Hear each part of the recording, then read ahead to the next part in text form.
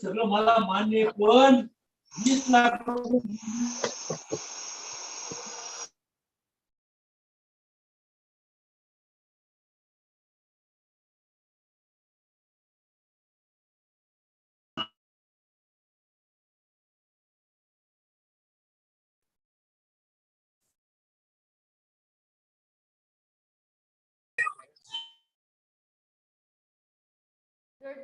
Good morning, everyone. Kind request to each and every participant, please mute your audios and videos too.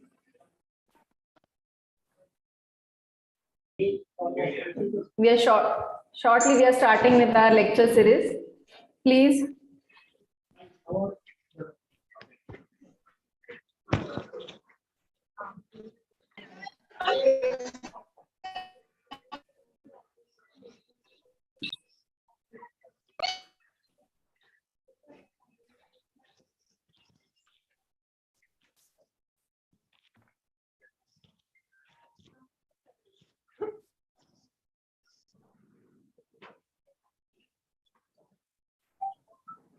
No, madam.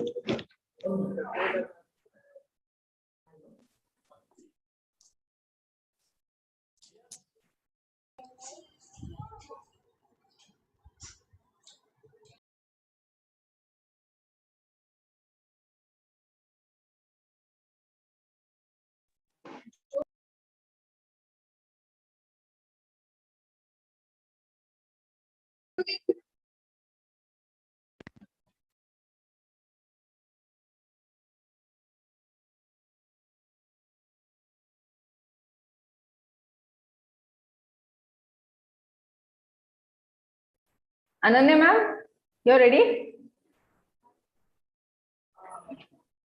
Yes, ma'am. Yeah.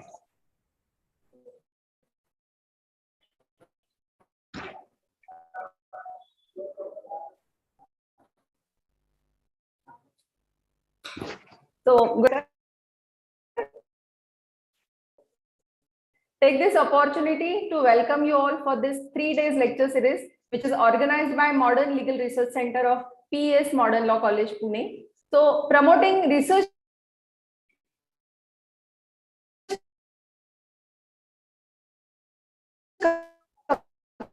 capacity within the students, IT, the legal system, that will support them to provide more relevant research outcomes. So the aim of this lecture series is to motivate the students to undertake the research in a systematic and scientific way. So now I would like to request our respected principal, Madam Dr. Sunita Adham, to address the participants.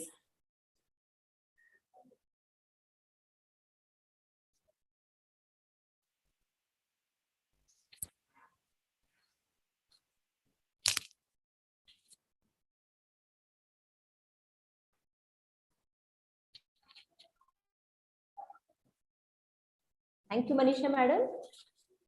Very good afternoon to all of you. I, Dr. Sunita Adham, Principal of Progress Education Society's Modern Law College, take a pride in welcoming all of you for this lecture series, which is organized under the aegis of Modern Legal Research Committee of Progressive Education Society's Modern Law College. Progressive Education Society was established in the year 1934. It was under the guidance of late Sri Shankarrao Kanitkar Guruji. Progressive Education Society is making a noteworthy progress for last 88 years along with the noble path and principles. The two noble, remarkable word that appears in the name of the society is progressive and modern. The inclusion of these two words was certainly with some noble intention, which serves a bright beacon of progress for Progressive Education Society, and it is to be followed with the determination. These two words, that is progressive and modern, it highlights the aims and object of this reputed educational institute. Today, Progressive Education Society is providing education to more than 50,000 students, and it is also providing employment to teaching and non-teaching staff of more than 3,500, and it is having more than 60 units to its credit, providing education from KG to PG and also research.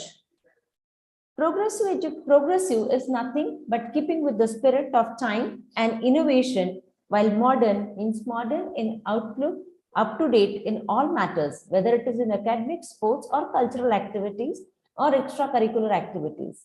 It was resolved to use modern techniques and also modern equipments and modern methodologies to teach the society. The aim and object of Progressive Education Society, as laid down in the Constitution, is to impart knowledge and education to the rising generation of this country, and particularly to the residents of Maharashtra, an efficient pre-primary, primary, secondary, higher secondary, and college education. Progressive Education Society's Modern Law College is one of the premier legal educational institute in Maharashtra, which is situated close to Savitribai Phule Pune University. This law college was established in the year 2003. Though the college is in infant stage, but it has carved a niche for itself.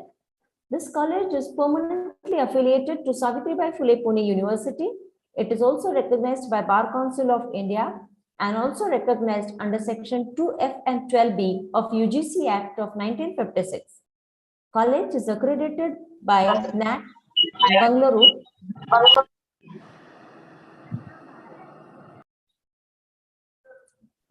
College is accredited by NAC Bangalore with B++. The college stands as one of the best law college in Pune.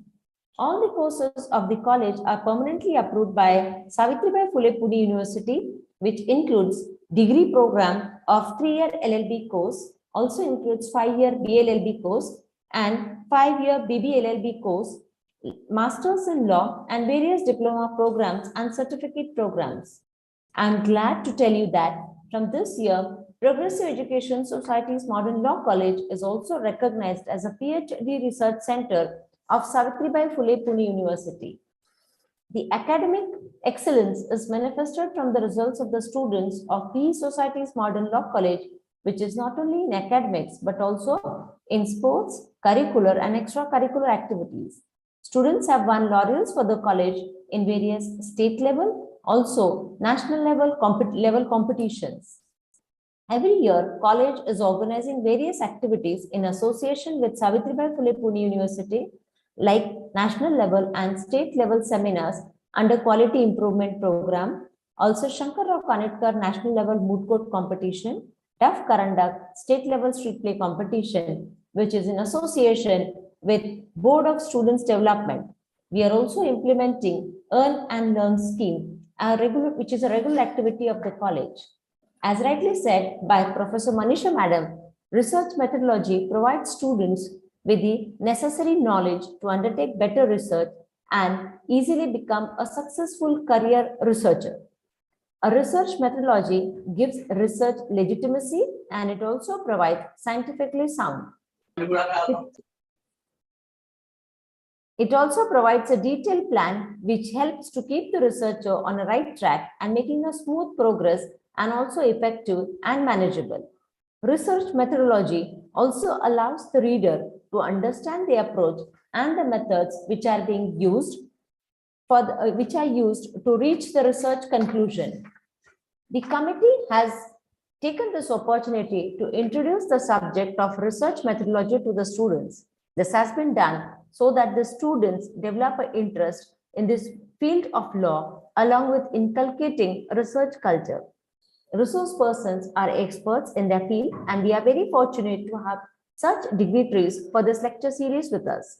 I hope all the students make the most of this out of this opportunity and really take this as a feast, academic feast rather, which is being provided to all. Once again, on behalf of Modern Law College, and in person welcome all the dignitaries and also all the students for this lecture series. Over to you, Manisha Madam. Thank you so much.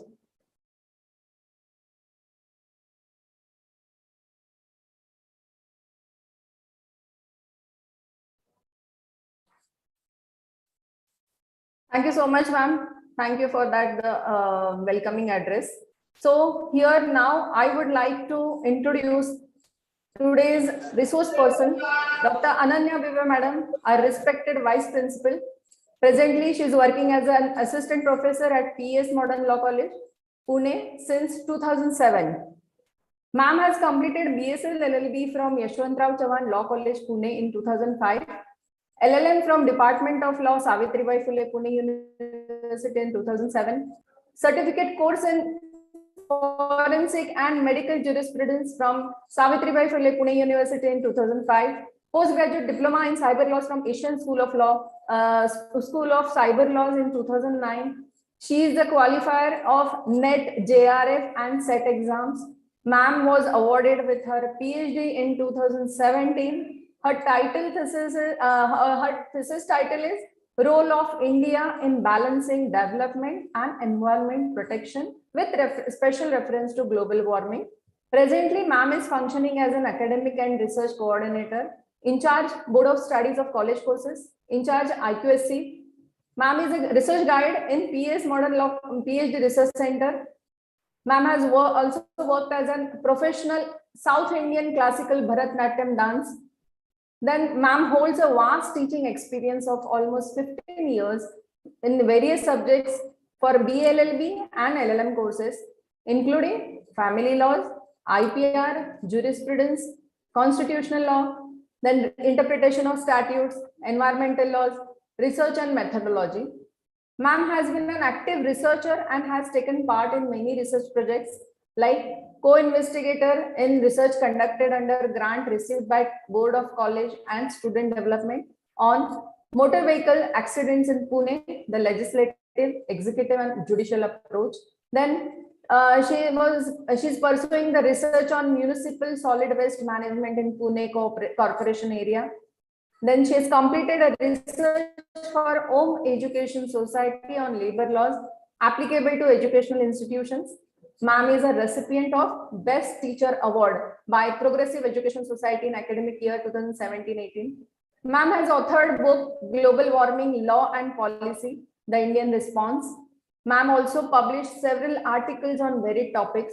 To name a few: criminal liability for non-compliance of environmental law, jurisprudential and legislative perspective, effective implementation of environmental legislations in India, the need for this hour, role of corporate social responsibility in controlling global warming, then analyzing the inevitable phenomena of media convergence and its implications on the Indian legal system, that was published in Ajanta, an international multidisciplinary quarterly research journal. Ma'am has participated and was a resource person in many international and national conferences. Need for restructuring the curriculum of UG law courses in Savitribai Phule, Pune University, an empirical study.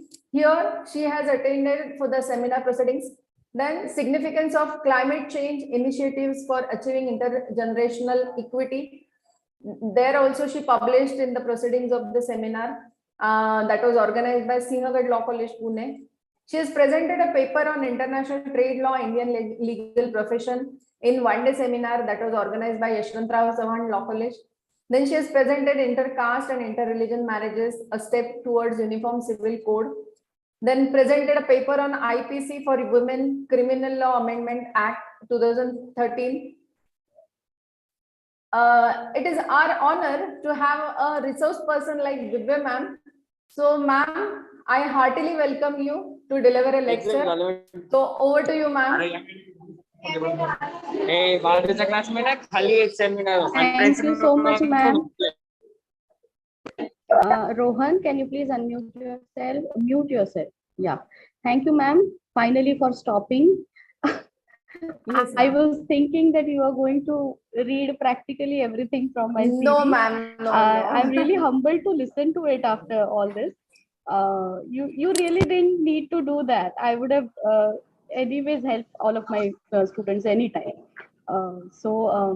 Okay, so today we are going to talk about legal research methodology, the fundamentals of legal research methodology, and why we should conduct research. Okay, this is the first in our 3 lecture series. Firstly, I would like to the ground properly. Okay, that is the most important thing. So if we want to do something, the drive which we have is because we feel that something which we are going to do is significant, it is useful. So sabse pehle, what I feel genuinely is that we should really start to understand why research is important. Okay, many times we have this notion in our mind that there is hardly anything to research, or that there is no requirement of research. जो चल रहा है उसे चलने दो. Okay.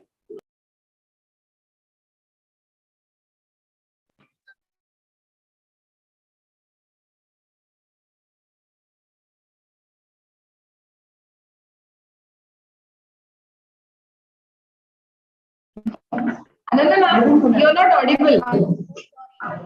I think there is some problem with my internet. I am having internet actually. I don't know what is the issue. But your bandwidth is low, ma'am. So can we Let me just make a video so that I can speak properly, speak clearly. I can be more audible. Okay, I just hope this is better. So what I was saying was that because this is my home ground, I did not do the pleasantries and the thank yous, but I'm really thankful to MLRC that they thought me, even if I am a part of this same faculty, to be a resource person. It is really different when you talk as a resource person in your own college. It is a different feeling altogether. So on that note, let me begin with why we have come together and what is my intention of providing you this background to come to understand the importance and the niceties and the nuances of legal research methodology. Okay, so let me just share my screen.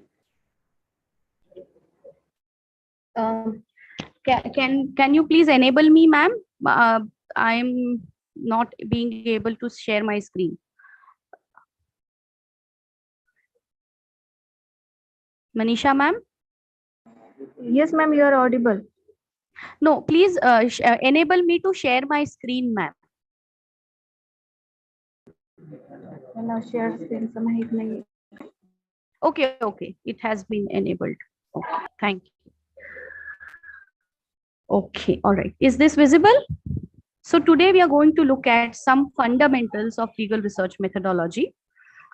We are going to first look at research methodology, then we will focus upon legal research methodology.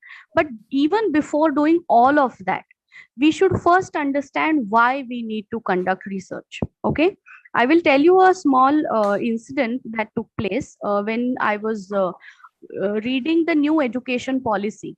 So I was talking about, I mean, the new education policy, you might have heard, it came into existence in 2020, and there has been a sea change in the approach. Okay, so when I was reading about this new education policy, I came across an article from a very senior professor, and his perspective, I really appreciated what he told. He said that the school years or the formative years are the years when we try to imbibe or inculcate into the students what is already known, to get them to be at par with people to at least understand what is happening around them in the educational sector. ठीक है, तो हम जब तक ABCD नहीं पढ़ेंगे हमें words नहीं आएंगे, जब तक वर्ड्स नहीं आएंगे हमें सेंटेंसेस नहीं आएंगे, एंड जब तक सेंटेंसेस नहीं आएंगे हमें सब्जेक्ट नहीं जानना पॉसिबल होगा. So that is why in the formative years it is necessary that whatever is existing, that only should be taught. When it comes to higher secondary or secondary or higher secondary education, what is required is an insight should be given for creating interest in the minds of people so that they read additional things apart from their books. Okay, so we have projects and we have other things which are there in the secondary and higher secondary education. When we, however, come to higher education, the approach has to be completely different. Okay, what the approach should be is whatever is the existing knowledge, this is not going to help us in the growth and development, because whatever could have achieved by this existing knowledge has already been achieved. जो कुछ research हो चुका था, जो कुछ knowledge है, उसके basis पे इंडस्ट्रीज में कुछ बदलाव आए हैं, उसके बेसिस पे हमने अप्रोच में कुछ चेंजेस किए हैं. ओके, सो जो भी अब अभी फिलहाल जो सेटअप है वो एग्जिस्टिंग नॉलेज के बेसिस पे है.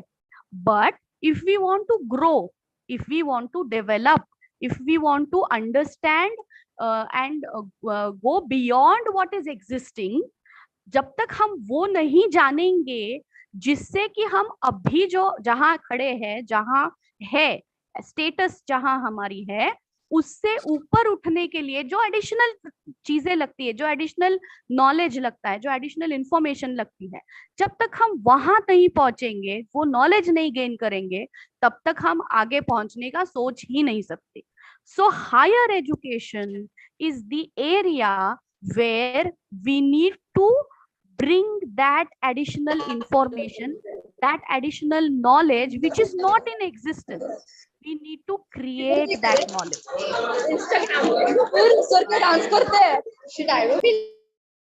Rudraksha, please mute yourself. I request the host kindly mute all the students. Yes, at ma'am. entry. Yes, ma'am. Yes, ma'am. Yeah, sure. Okay. I don't have an issue. My link doesn't break, but it becomes difficult for others to comprehend.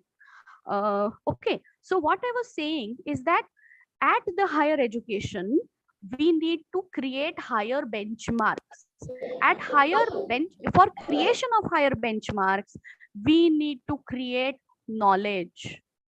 And knowledge cannot be created if we go on reading and go on participating, focusing in the same things which are already there. जो जिस रास्ते हम हमें अगर outcome दूसरा चाहिए तो हमें अपना रास्ता बदलने की जरूरत पड़ती है. Okay, if we are intending to go from a place A to a higher place B and we take the same route where we reach A, we will never reach the place B.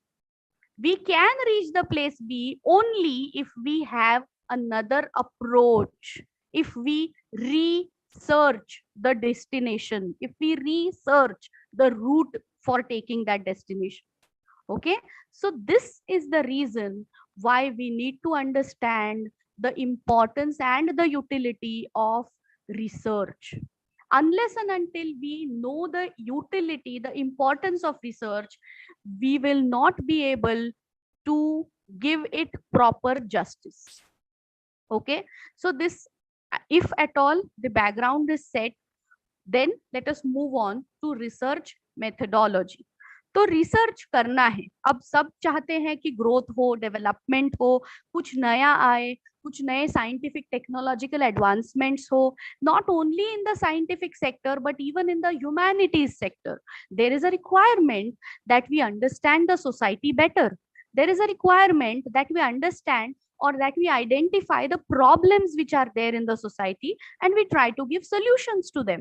So if at all we don't conduct research, we will not be having quantifying and genuine data which can substantiate our discussion or our क्या कहते हैं statement that whatever is there that needs to change. Whatever problems are there, we can overcome those problems by doing such and such things. A, B, C, D can be my suggestions for that. Okay, but वो करने के लिए, if at all you go in a haphazard way, if at all you go in a manner in which you yourself are not sure what is your beginning and what is the expected outcome, then you will never reach the outcome.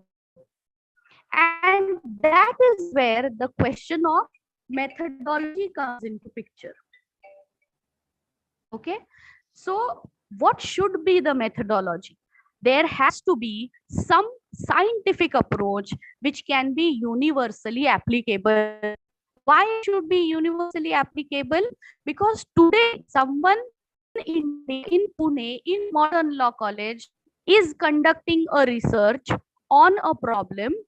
Tomorrow, for the same problem, let us say someone who's saying in Finland is conducting a research, and if at all parameters are not the same, if at all our benchmarks are not the same, then we are not going to get parallel outcomes. We are not going to get similar outcomes which can be then compared to have a greater approach. Okay तो मैंने अगर मेरे parameters में A B C parameters रखे हैं और वो जो फिनलैंड में बैठे हैं उन्होंने अपने पैरामीटर्स एक्स वाई जेड रखे हैं, तो उनका और मेरा रिसर्च जो है वो कभी सेम लेवल पे आएगा ही नहीं, because I am talking in a different zone and that person is talking in a different zone.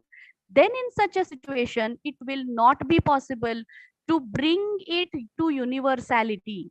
And that is why, you know, one of the principles of science that we have is that it is of universal application. So methodology for the research, though it is for the humanities sector, though law falls in the humanities, needs to be universal in nature. And whenever we talk about universal,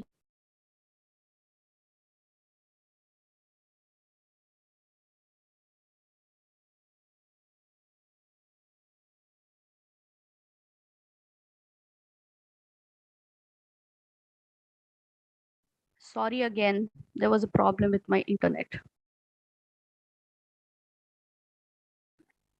So whenever there is a universal approach which is required, there needs to be certain parameters which everyone have to follow. Okay. So now what are those parameters and why we should follow those same parameters? That let us see. Okay. So what is research?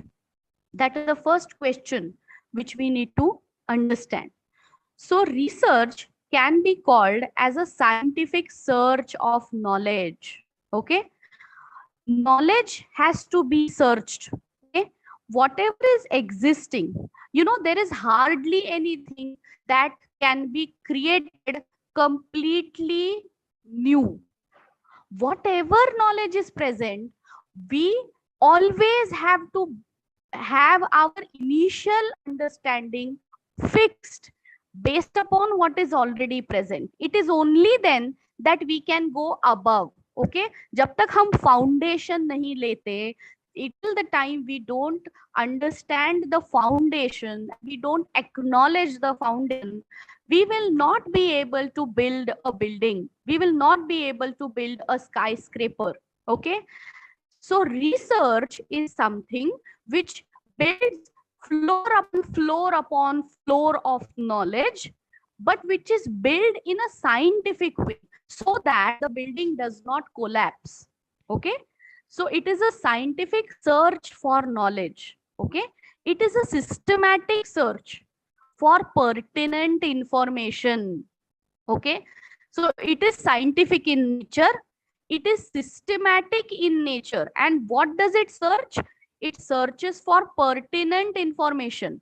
We all live in an era where information is everywhere. Okay, it is said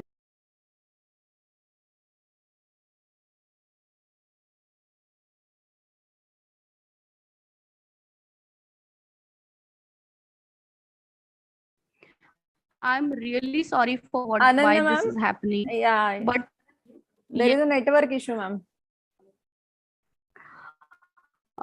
what should I do, ma'am? Because I don't think I'm having a network issue. Another network. Just give me a second.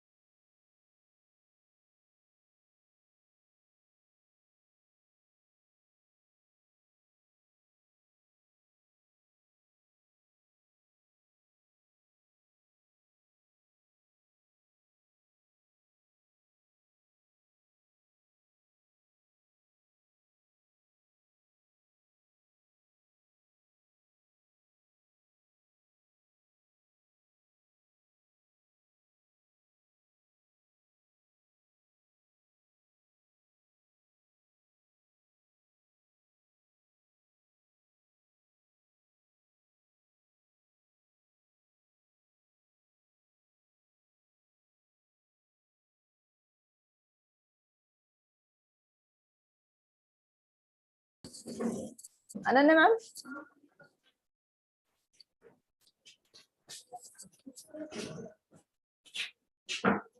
Sorry, participants, there was a problem in the network. So it is restored now. So we'll wait for Ananya ma'am to join.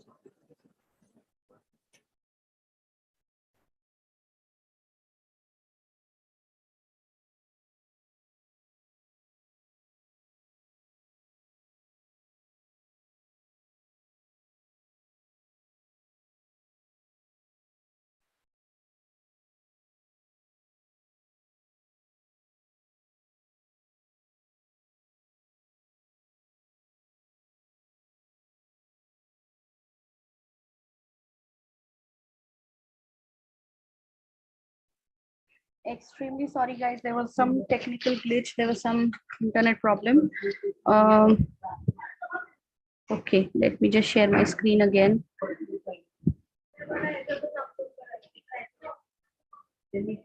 Okay, so we were talking about what is research, and in that we were discussing about the systematic search which is pertinent for pertinent information. So we were discussing that we are living in an information era. So information is available everywhere.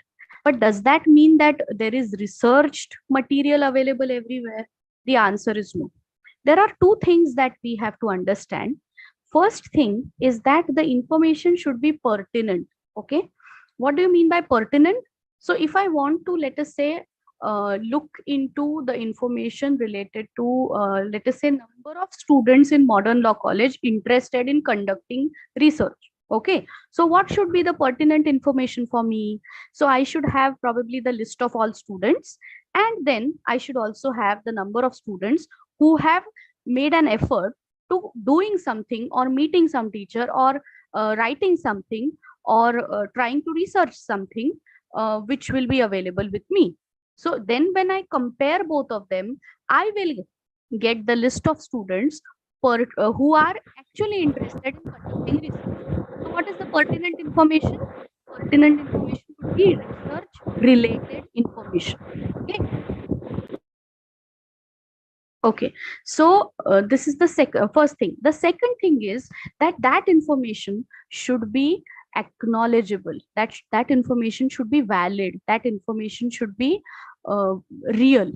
Okay, and how do I know that a particular information is real or not? Unless and until I don't have a valid source for that information, I will not accept it as a pertinent information.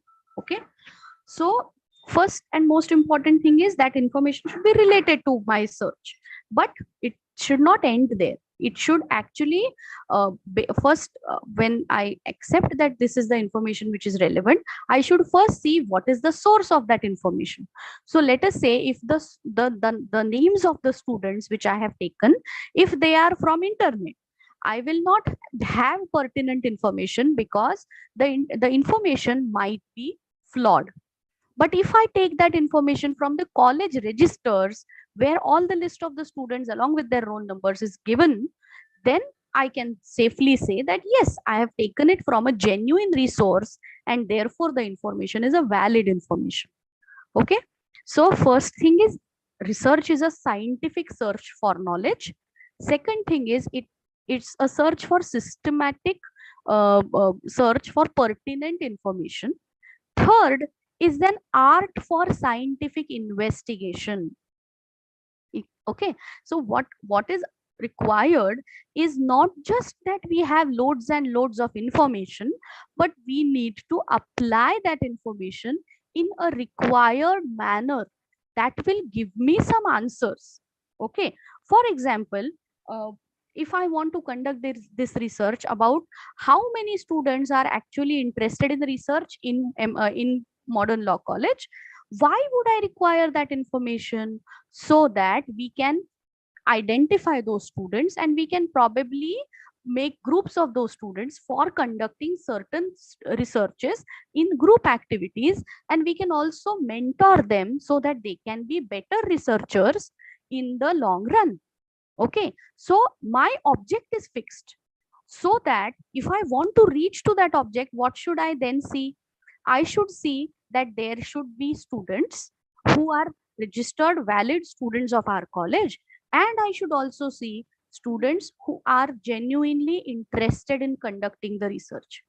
Okay, now आप लोग सब बहुत intelligent है, तो आपको सबको पता है कि बहुत सारे लोग बहुत सी चीजें फेक भी करते हैं.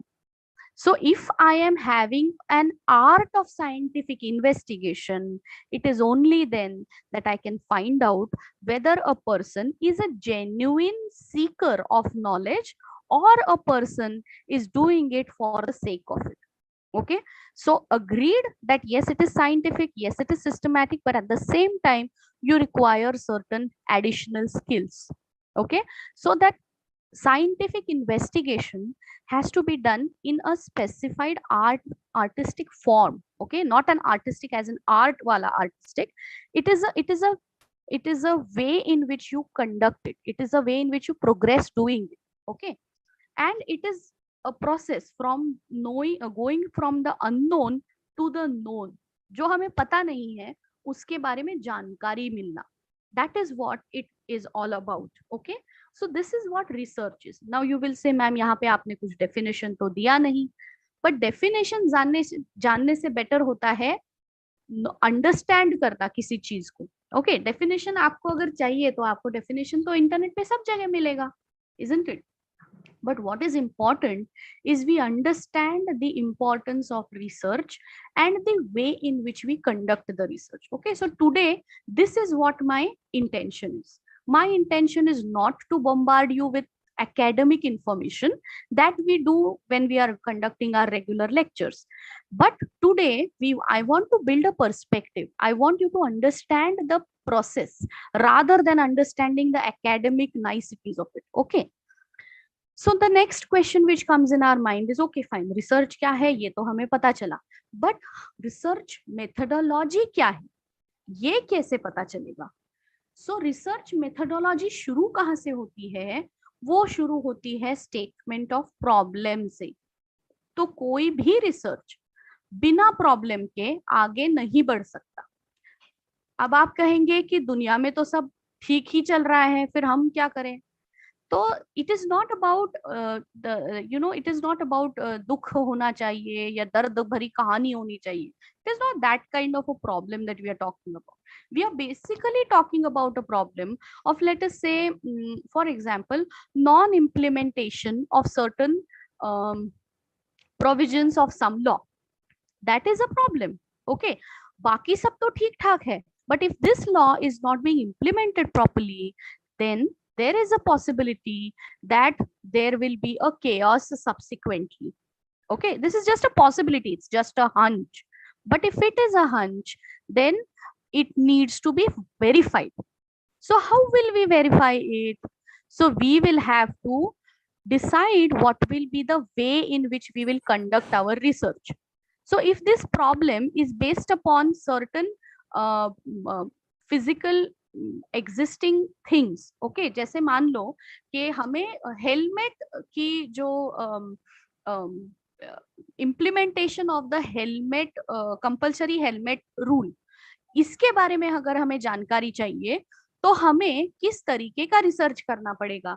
Can we do a research sitting in our college and reading books and then say that, oh, in the books it is written that people are genuine and people really do like to follow the law and therefore they might have followed the law, they might be following the law and therefore baki sab theek thaak hai or the research is done? The answer to this is no. It cannot happen in this way, isn't it? You have to go to the field. You have to see whether really people are following you or not. Isn't it? Following the rule or not. So then comes the first point, and that is types of research. If you conduct a research which is only based upon books and information which is already there in the articles, then you conduct a doctrinal research. Okay, and if at all you are going on the field and you are going and checking things personally and creating primary data, creating first hand data, then we say that it is a empirical research. Okay, it is an empirical research, that is where there is field work, wherever there is field work. So wherever there is field work, then you will have to first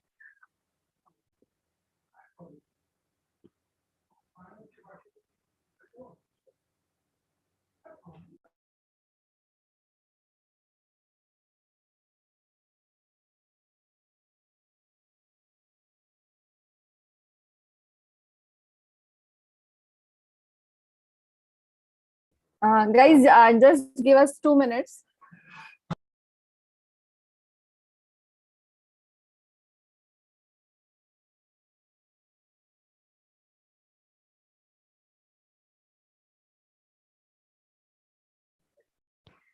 yeah, sorry.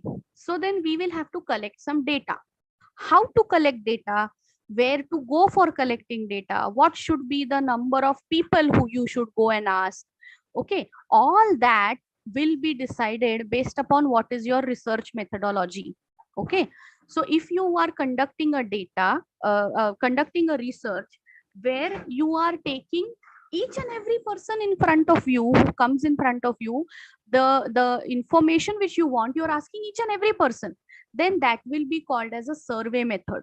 Okay, but if you are planning that, okay, in let us say in Pune city, if we want to see whether there is proper implementation of the helmet, compulsory helmet rule, then the data which we will require will be of lakhs of people, which is not possible for us to compile. Also, we can have a relatively small size of people who can be representative of the number of people. So let us say if there are let us say college students, okay, so college students, ये एक sector हो सकता है, then एक sector हो सकता है housewives, एक sector हो सकता है उसमें working women and working men, एक sector हो सकता है उसमें let us say जो फिजिकल काम करने वाले जो ये लोग होते हैं, फिर दूसरा एक सेक्टर हो सकता है हाई क्लास लोग, ऑफिशियल जो ऑफिसेस में काम करते हैं वो टाइप के लोग, फिर एक और सेक्टर हो सकता है सीनियर सिटीजन्स। ओके, तो ये सारे क्या हुए, ये सारे हमारे ग्रुप्स हुए, और ये ग्रुप के बारे में आप पूना में कहीं पे भी जाएंगे तो there might be a similar type of data which we will generate. So if we can do that, then we can make a sample and we can do sampling and then we can collect the data. Okay, so if at all your data is supposed to be collected from each and every person, it becomes a survey. If at all your data needs to be collected from a class of persons which you will identify, and then you will also give a justification why you have taken this class of persons and why you have taken only these many people from that class of persons. So you will have to justify, and there comes the scientific and stepwise investigation process that we are talking about. Okay, so then we will do the sampling. Once we do the sampling, then we will then collect the data. After collecting the data, we will have to analyze the data. Once we have analyzed the data, then we will have to, based upon our parameters, conclude whether our initial hunch which was there, that the helmet compulsory helmet rule is, let us say, not being followed in Pune district or Pune city.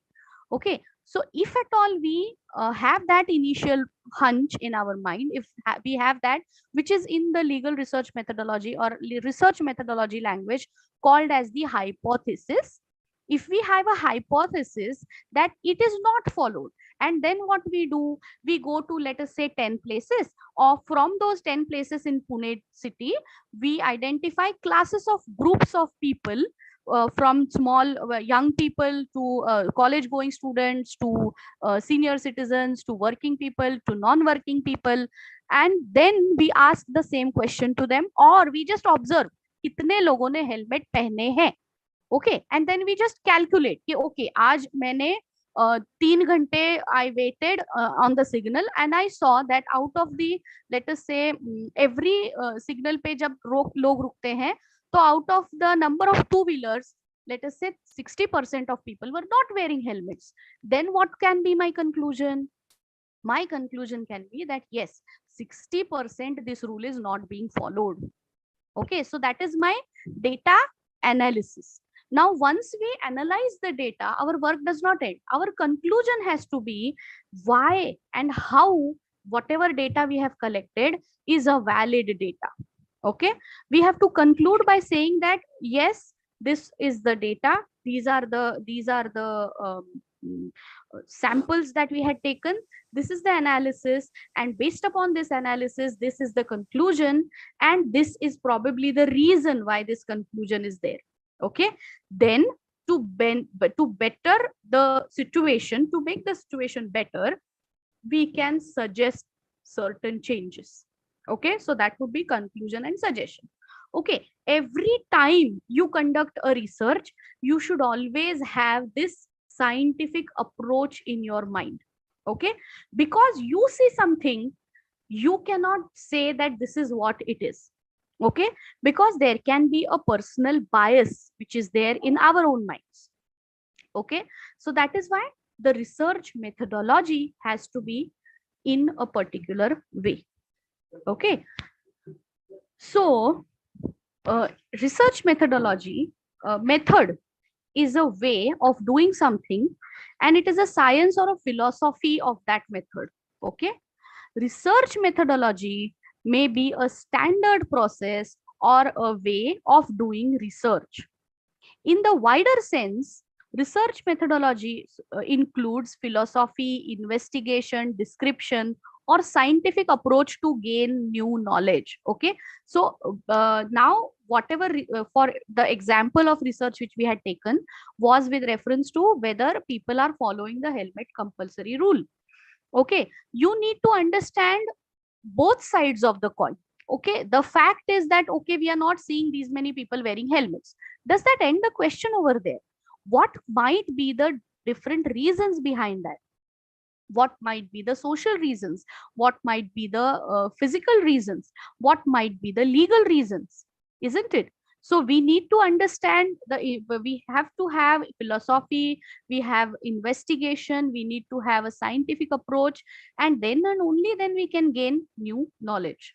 Okay, so research methodology is a way to systematically solve the research problem. It is the science of studying how research is done scientifically. Why it needs to be done scientifically? Because there is a requirement that it needs to be universally acceptable. If my personal biases and if my personal parameters are going to be the basis of my research, then every person's research will have different research findings.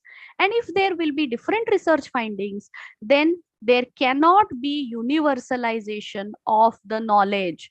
And then therefore, we cannot even call that knowledge as knowledge. So if our primary intention is knowledge creation, and if we are doing this haphazard work, we are not even creating knowledge. So the whole intention and the purpose itself gets vitiated.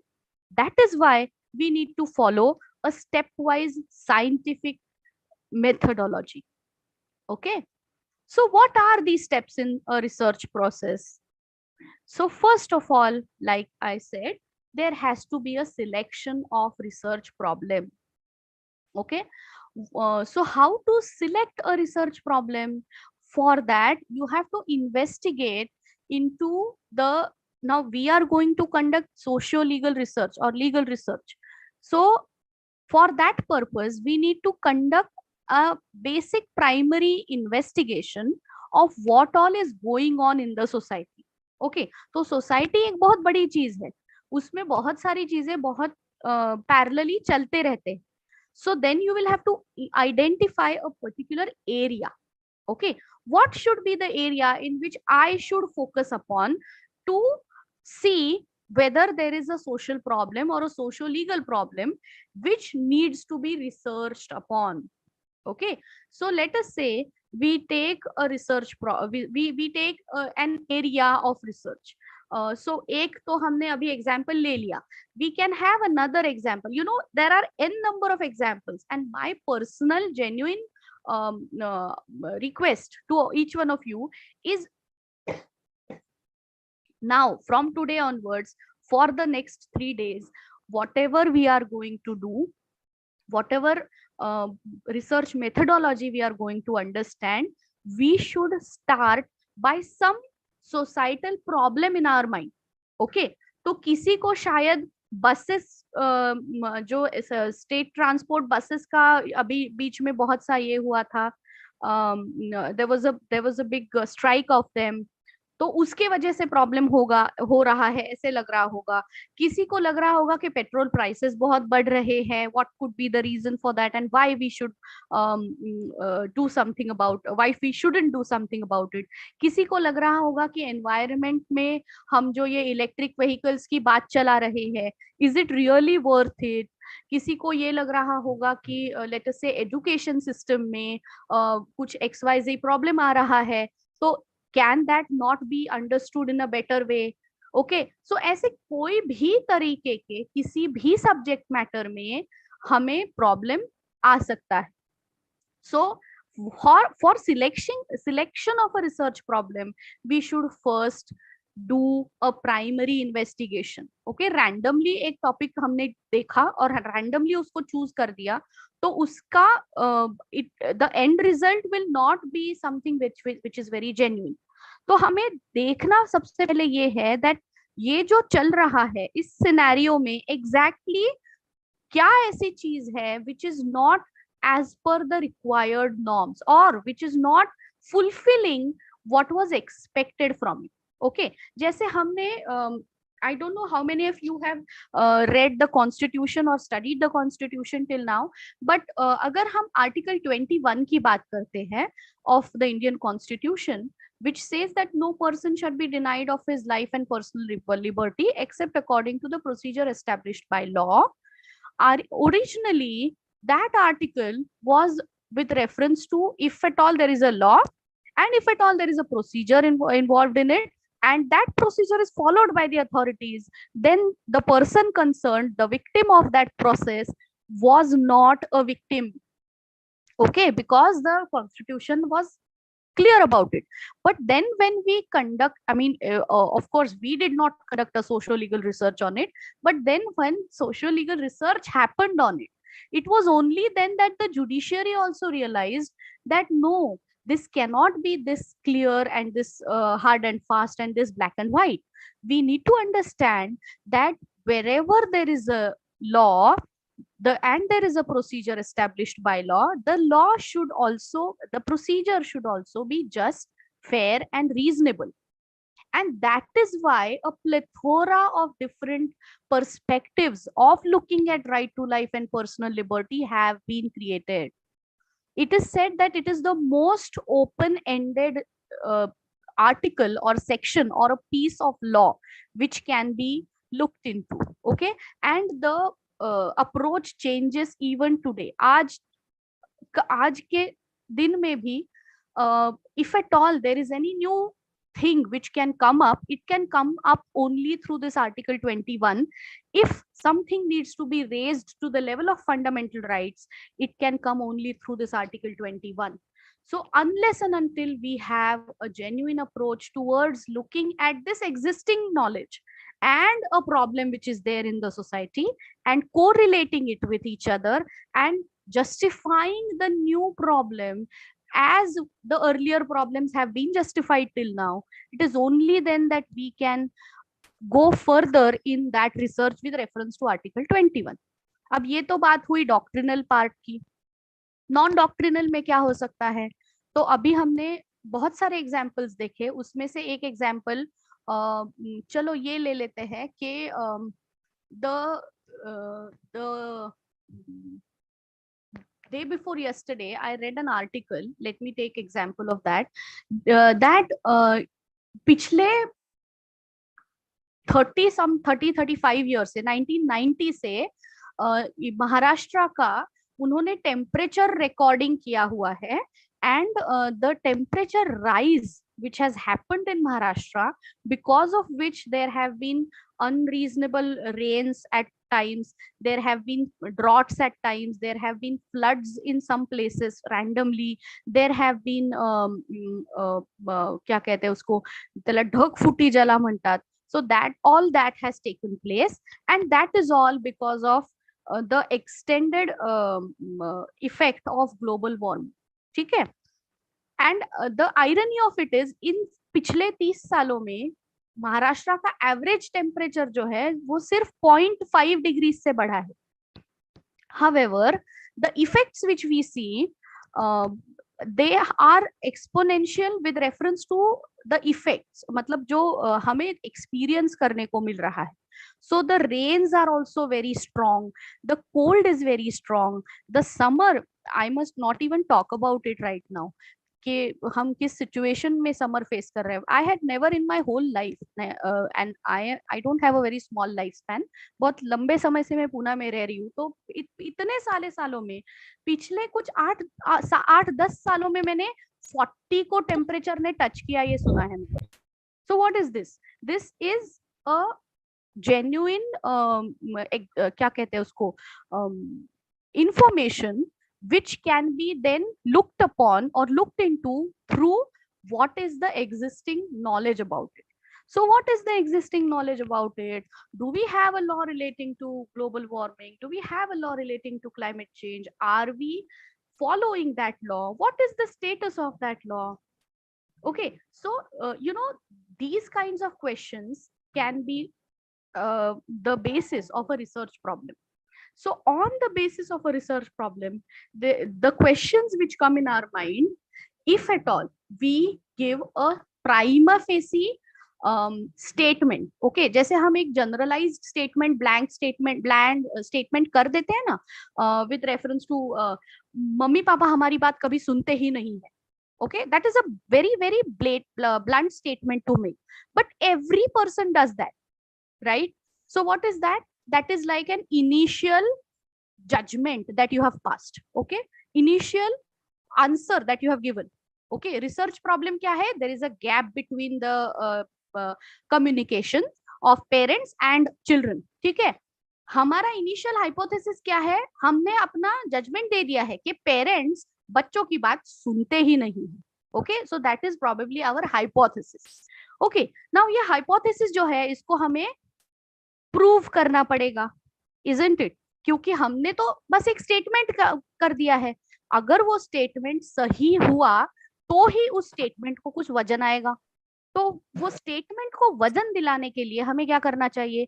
तो हमें ये करना पड़ेगा कि we will have to identify who can be a genuine information provider for this particular statement. Okay, so who can be the genuine information provider? You can ask all the people from your class, for all the people from your college. Okay, आपने सबको पूछा और सबने ये कहा that हाँ यार मेरे भी मम्मी पापा नहीं सुनते मेरी बात, हाँ यार मेरे भी पेरेंट्स नहीं सुनते मेरी बात. So then what will you have? You will have a data which will be of all the people who are of a certain age group, and that data will be valid data because it has come from first hand information. मेरे mummy papa मेरी बात नहीं सुनते, ये मैं खुद कह रही हूँ और मैंने ये आपको बताया है, and you have taken it down from the horse's mouth. So that will be a valid data. ठीक है, अब तो मैंने डेटा तो कलेक्ट कर दिया, but then the research cannot be one sided. So the other side of the research also you will have to see. What can be that other side? That okay, मतलब हमें parents से भी पूछना पड़ेगा. हमारा problem क्या है? There is a lack of communication between parents and children these days. So एक साइड हमने देख ली कि पेरेंट्स बच्चों की बात नहीं सुनते. अब हम दूसरी साइड से देखते हैं, क्या बच्चे पेरेंट्स की बात सुनते हैं? Okay, so then we communicate to each and every parent of all the children जिनका आपने डेटा लिया था, and then we ask the parents कि आपको क्या लगता है? What is the reason for this research, this gap in communication? So parents say बच्चे अपने मोबाइल में और अपने मीडिया में इतने बिजी रहते हैं कि वो हमारी बात नहीं सुनते. ओके, अब ये क्या हुआ? ये हुआ other side of the coin, but इसका एंड रिजल्ट क्या आता है? आपके पास एक साइड ऑफ द इंफॉर्मेशन है जिसमें कह रहे हैं कि बच्चे पेरेंट्स बच्चों की बात नहीं सुनते. आपके पास दूसरा एक इंफॉर्मेशन है जिसमें हमने ये देखा कि बच्चे पेरेंट्स की बात नहीं सुनते हैं. तो then now that you have collected this data, you will have to analyze the data. Okay, so how will you analyze the data? You will have to edit the data, you will have to do coding of the data, sometimes you will have to do tabulation of the data, and then you will have to come to the sometimes you will require some scientific formula to be applied so that the data is processed.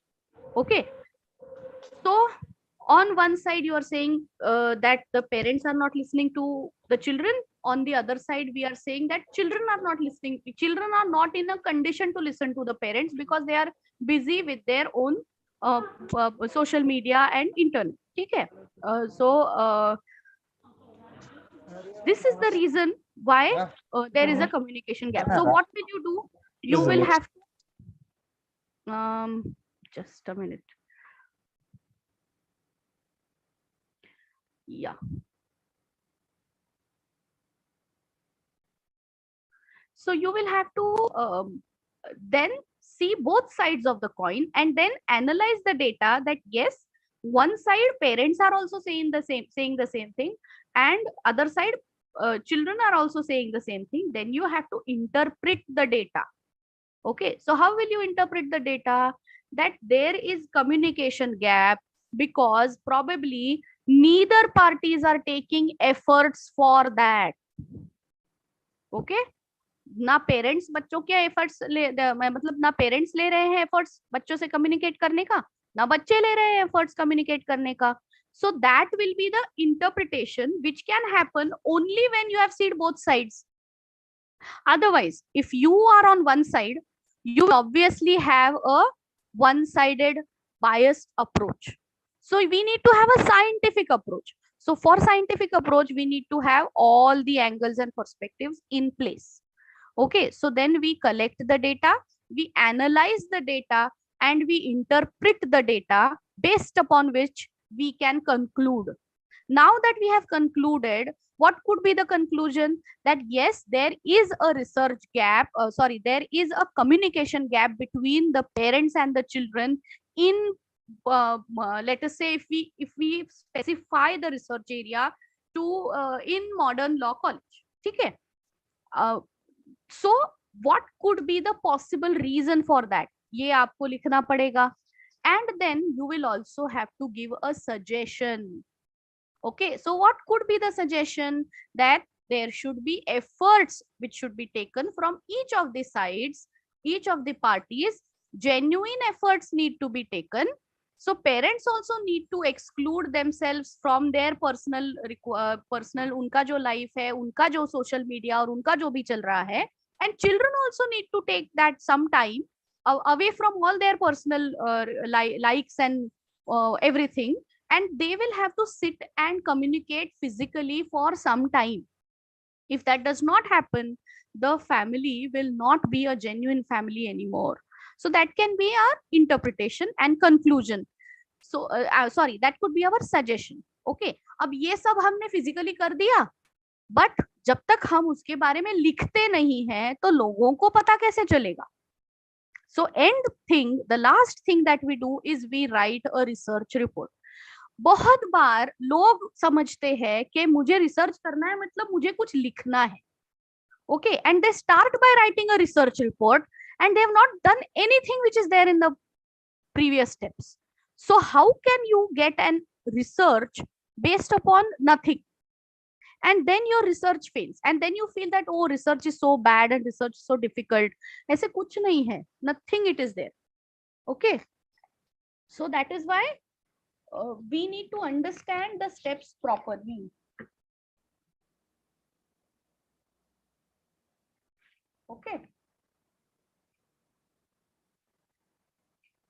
so it may be applicable for the interpretation or analysis of codes.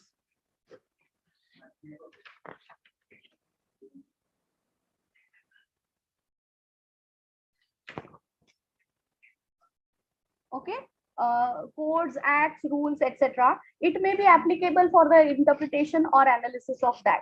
Okay, or it can be used to compare laws of different countries, or to compare more than 2 municipal laws of the nation, or to know the consequences of implementation of a law, or the effects of that law on the society.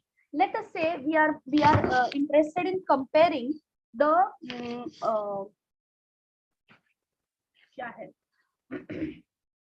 certain law relating to domestic violence in India and in, let us say, some random in Germany. Okay, in India and Germany.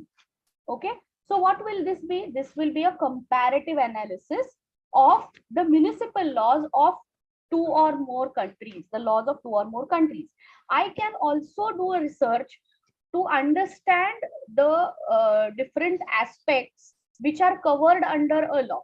So let us say a new law comes into existence, or a new amendment comes into picture.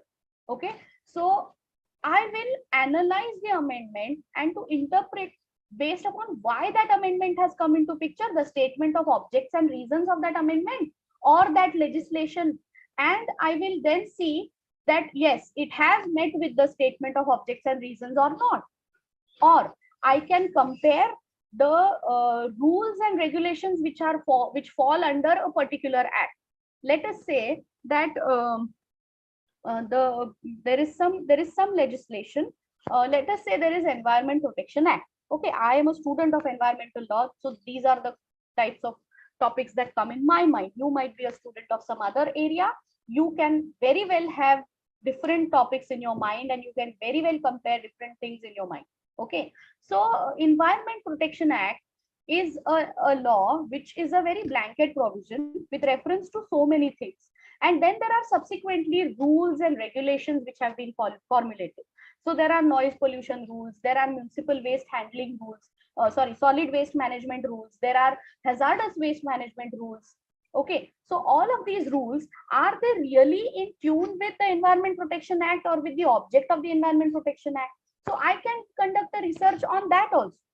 Or I can see whether a particular legislation has been implemented properly or not.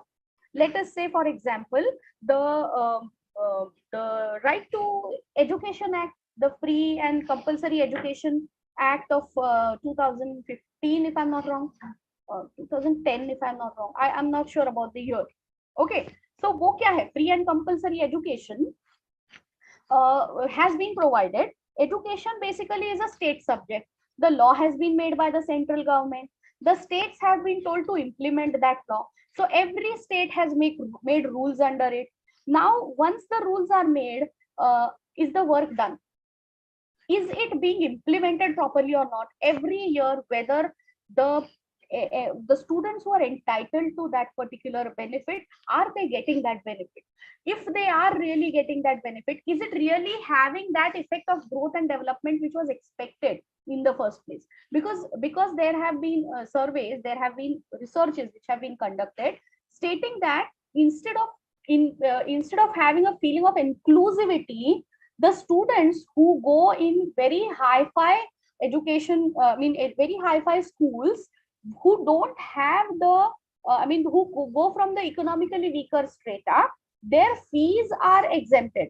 But if they want to opt for any other activity, let us say any vocational activity, even for any gatherings or even any trips or anything, if they want to opt for it, they have to pay for it. And they don't have the money, and therefore all the others who have the money, they go for those activities, they participate in those activities, and these students who are technically included in this particular school because they should feel included are always excluded. So is the purpose really being solved? Isn't it? So these kind of questions can be asked with reference to any law. Okay, so the methodology of legal studies involve their own rules. Okay, so the separate study of legal methodology is required.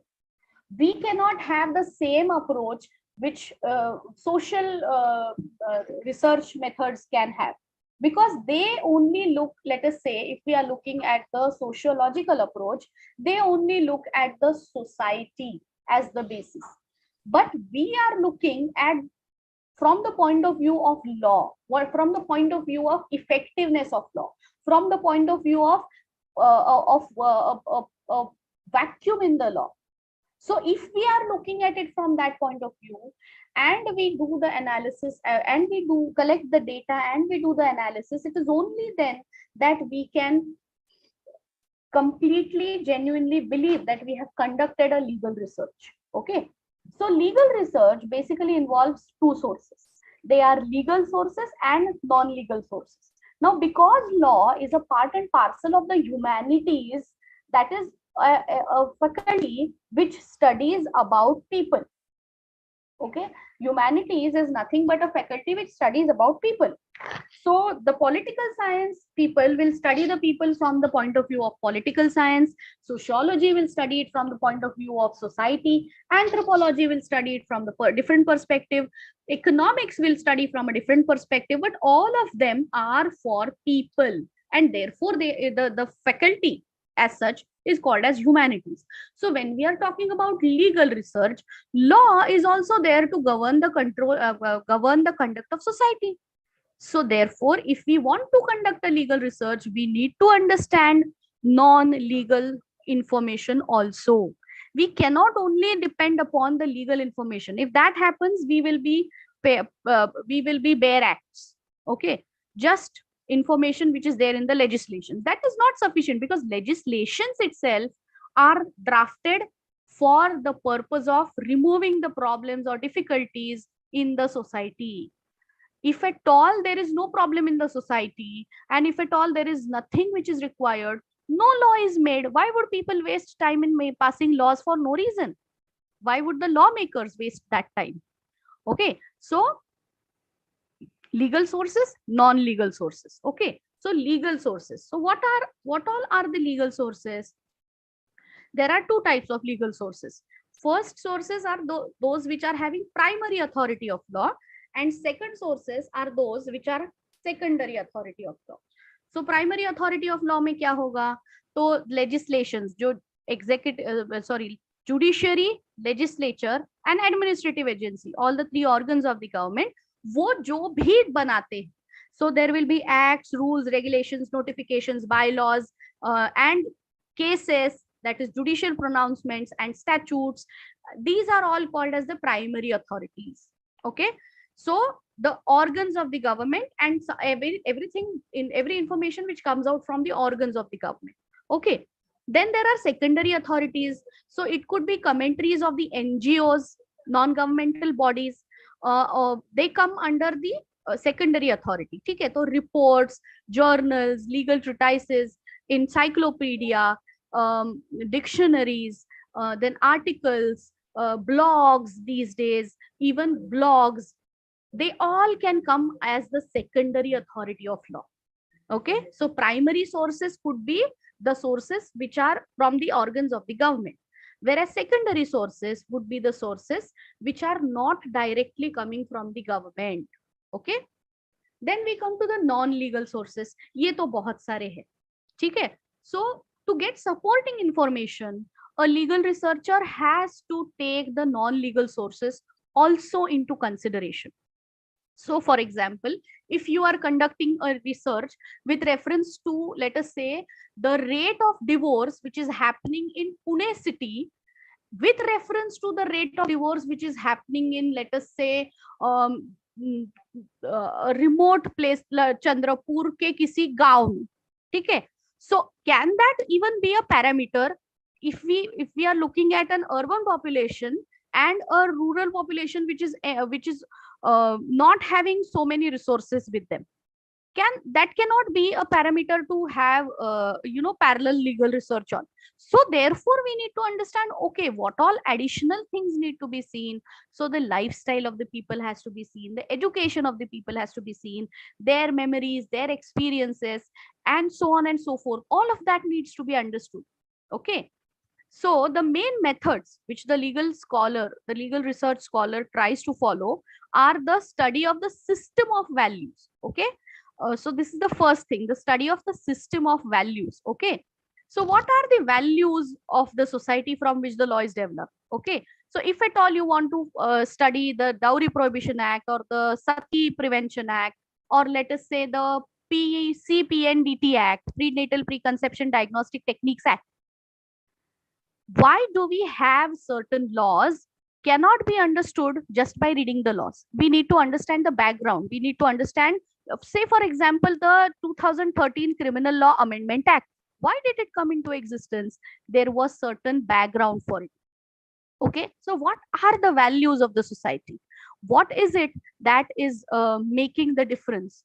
What is it that is characterizing a particular society in a different way than making it uniformly applicable everywhere? Okay, so आप अगर India में कहीं जाएंगे तो Indian values के basis पे law बनेंगे, but आप वही लॉज अगर if you go and say that we have such a nice piece of legislation, it is called as the Sati Prevention Act, and see आप इतना डेवलप्ड लीगल सिस्टम है, US है, और फिर भी आपके पास सती प्रिवेंशन एक्ट ही नहीं है, so it will be like baseless, na, because they don't have those values, they don't have the concept of sati, they don't glorify the death of the husband and the purity and whatever of the wife, and therefore the whole process. Okay, so that cannot be done over here. So therefore, we need to study the system of the values. Okay. The second thing which we have to know is to study the practice of law. Okay, that is the practical applicability of law. So does the practice follow the principles of law? Okay. Say for example that let us say spitting on the roads. Okay, so there is a law that we should keep our country clean. कौन कहता है कि नहीं है? But then does that mean that we actually don't litter around on the roads and we don't spit around on the roads? The answer is no. So how, to what extent the law is being taken seriously, that also needs to be understood, isn't it? So that is the second thing. The third thing is the study of the normative character of the law. Okay, so to study the legal discourse, the scholars need to learn the enactment. Okay, so what is the basis of making such a law? Okay, background क्या है, उसके norms क्या है, ठीक है? Then comes the study of the procedural validity. Okay, so the procedure which is followed by the lawmakers and why a particular law is prepared or how a particular law is made, what is the background of it? You know, we are still talking about law over here, but we are not looking at the written material, we are not looking at the written legislation over here. Okay, so we study the background, we study the procedural validity, we study the normative character, we study the international and municipal approach towards the law. If at all, say for example, some law is made because of some international pressure, okay, then the implementation of that law might be in a different form than the implementation of a law which is genuinely come because of a problem in the society in India, isn't it? So this needs to be understood. Then what is the impact which the law has made on the society? So the legal impact has to also be analyzed. And if it is not analyzed, then we will not understand how a particular law is effective or not. Okay, so this method is effective to examine the effect of law on people or society. And before commencement of a new statute or by introducing new law, we can change the old law by analyzing the impact of those old laws on people. Okay. So this is about the non-legal sources. Okay. This is the last thing that we will be discussing. I have got a lot of material for you guys, but we need to control ourselves somewhere. So let us see the utility of legal research. The first utility is that of social control. Okay, if at all we have a complete knowledge of the working procedure, the legal impact analysis, the provisions and its implications, then and only then we can find out the social control or the possibility of social control. Okay, if at all we find flaws in the existing law, we can suggest changes, and then that changed law will have the effect for which it was initially drafted. Okay, the second utility of legal research is social welfare. Okay, social welfare can be achieved through socio-legal research, and there are so many landmark judgments by the Supreme Court which can justify this statement. Okay, बहुत से ऐसे landmark judgments है जिसमें because of socio legal research conducted by the judges of the Supreme Court or the lawyers of the concerned parties, which have been accepted by the as an argument by the judges, they have created or paved a way for social welfare. Okay, the third utility of legal research is law reforms. We always say that society is an ever-changing dynamic structure. Society does not remain the same. Society is not constant. Society keeps on evolving. Society keeps on changing. So if at all law has to cater to the needs of the society, then it has to be with reference to the changed understanding of the needs of the society. So the reforms which we need to bring about in the law also needs to undergo the same process of understanding the changes which can happen only through socio-legal research. Okay, then we can also know the law. okay, to really know the law, we need to conduct a legal research. Okay, to understand the evolution of law. You know, the example which I just gave you, the PCPNDT Act, it was not actually PCPNDT Act. It was just PNDT Act. Okay, and that too, it came into existence because of the scientific and technological advancement of the sonography machine. Okay, so prior to that, yes, there was female infanticide which used to take place. What is the difference between infanticide and feticide?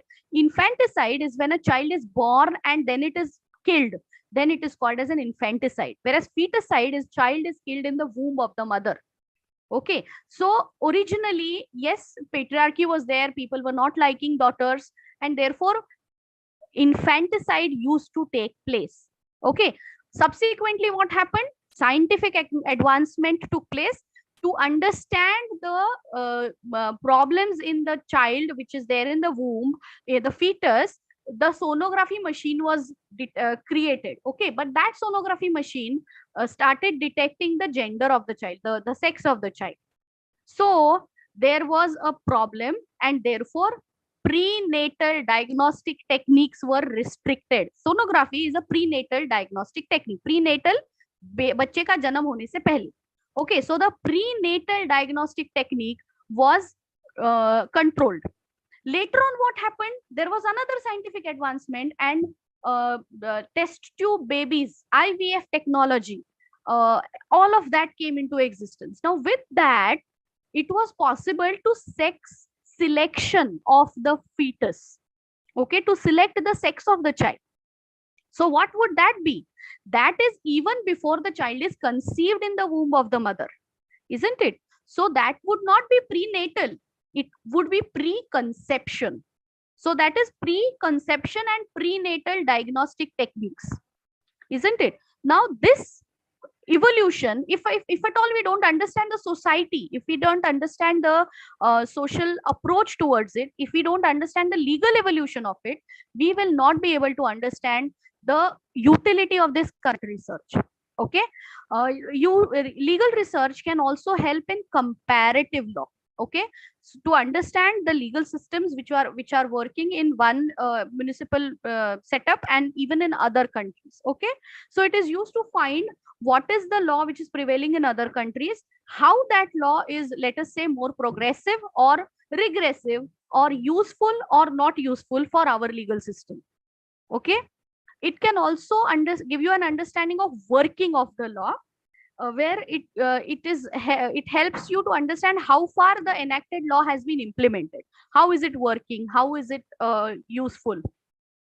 And lastly, it can also help us in the process of delivery of judgment. This is more for judges, but this is what is to find the facts, to analyze them and interpret them properly and give a useful progressive judgment. Okay, so with this I am stopping for today. We are not going into the other parts of it, the nitty-gritties of it, that we will have in the lectures to come, in the discussions to come. Thank you very much for listening patiently, and I'm really sorry for those technical glitches which happened in between, but I hope that the background is set now. I hope that the Yes, ma'am. parameter Yes, is ma'am. set now. Thank you very much, ma'am. Thank you. Yes, ma'am. I would end here. Yeah, thank you so much, ma'am. Thank you, Ananda, ma'am. With your permission, can we have a question answer session, ma'am? Sure, sure. Yeah, anybody, participants, if you would like to ask any question to ma'am, you can go ahead. Unmute yourself and switch on your videos. Is there anyone?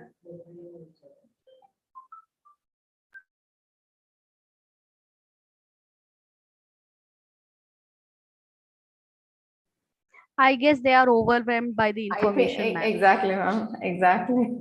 I think, yes.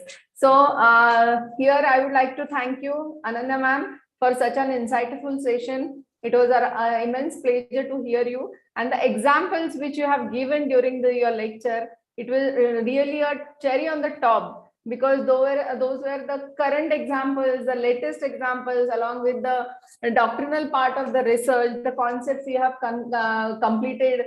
You have explained those concepts within short span of time. So really, it was a very good session from your side, because I hope the students, they got the basics about the research and methodology in such a short span of time. So thank you for your inspiring lecture, ma'am. With this, I conclude today's session. So tomorrow we will be having our second day.